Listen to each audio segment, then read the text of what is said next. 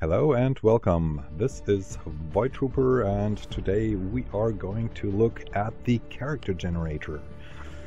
This is a new feature. You can get into that from outside the game, create your own character, and then have it into your game or send it to a friend to put it into their games. So let's just start. This is a randomly generated rookie. But we don't want a Jeremy Richardson, we want to do my colleague Panzerknacker. So let's call him Thomas Snyder. Not the true name, but close enough. And, well, you just saw it, Panzerknacker is too long. There's a hard cutoff in length. So let's go for the next big thing, Tank Buster. Now we are going to give him a rad biography and, I'm not feeling that enlightened right now. Okay, let's see.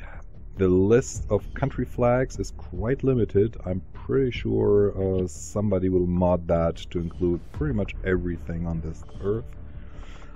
For now, let's pick Germany, despite him being Austrian, because that way at least the language will be, well, let's say somewhat similar.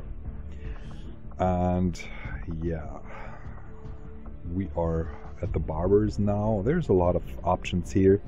You can make a lot of cool hippie characters, which is nice to give it a more resistance feel rather than a hardcore military.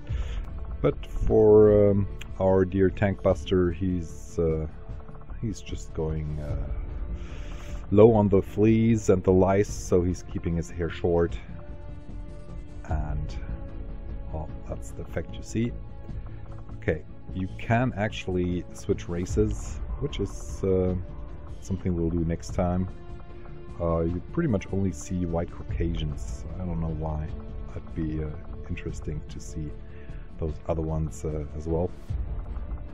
You have a lot of color tuning options for basically each of your parts. The armor, you have a main color, secondary color, you have weapon color, and on top of these, let's just get into the voices first. Okay, yeah, we're not going to be French. Let's see, there's, well, the main voices. I'm sure, well, I actually hope that we'll be able to put in our own voices and get some really neat voice packs from fans in here. Well, let's make him German sounding. Some things you will only be able to change later on, I think. Here you could set can appear as a soldier, as a VIP, or as a dark VIP, so as an opponent that you have to snag. So you could put your favorite aunt in as a VIP, or your mother, or your sister as a dark VIP, and snatch her and have her tortured for information. Yeah, getting a little bit overboard here. Okay, this is another thing I really like while we're still talking about heads. In the previous XCOM, your choice of headgear actually displaced the choice of hair. Here, you can actually keep your hair the way you want it and then put something on top of it. I really prefer that because it allows you to change the outfit of the character during a campaign without having to remember manually what kind of hair he basically had under all that stuff. So that's a really good step that 2K games, or rather Firaxis, took. Talking about 2K games, this whole character generation process now has a certain feeling to it that reminds me of those 2K basketball games. Maybe they got a little bit of code there, or just sent somebody there to see how that is done. For now, of course, getting all those patterns on pretty much everything. That's a neat idea too, to customize.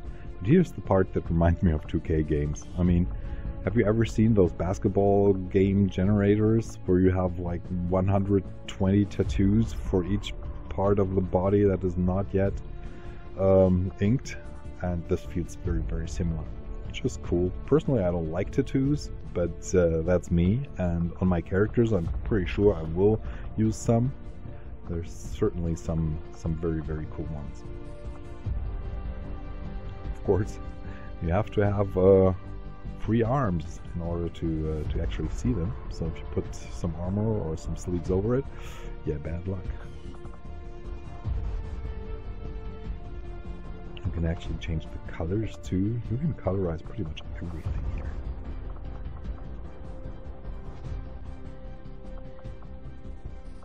Okay, now this is very, very interesting. You can actually add scars. So if your trooper eats some plasma, some alien plasma, and spends a lot of time wounded in the infirmary, you can actually have it reflect on his face. So if you start the rookies with a clean face and after a while they get injured, you can actually kind of age their faces and add all kinds of scars and burns to it.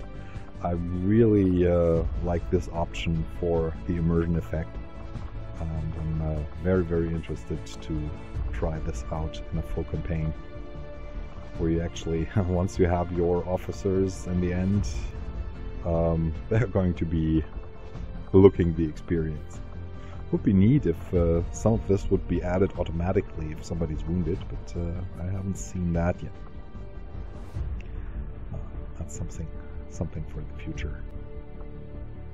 Okay, well, as you can see, there's a lot of options here. Enough to give a full squad of burnt seasoned warriors very distinct looks.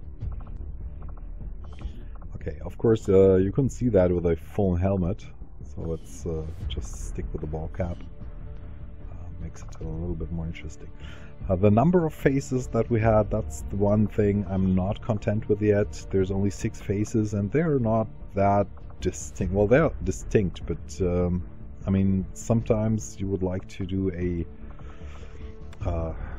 like a prominent figure, somebody you know, and you want to have a few more choices in terms of faces to just come closer to people. And that's something the character generator fails at yet. I mean, there's still a lot of time. Okay, we're almost through here. Once you're finished with your character design, you can select your character and then export it and presumably give it to a friend so he can actually have your character in game. This is important for YouTubers like Phallic, who likes to play with fans' characters. So you can actually prepare a file, and he doesn't have all that work to do. He can concentrate on playing and streaming and doing YouTube videos. So this is a very, very neat option. So this concludes our little overview. Thanks for watching, and have fun with XCOM 2.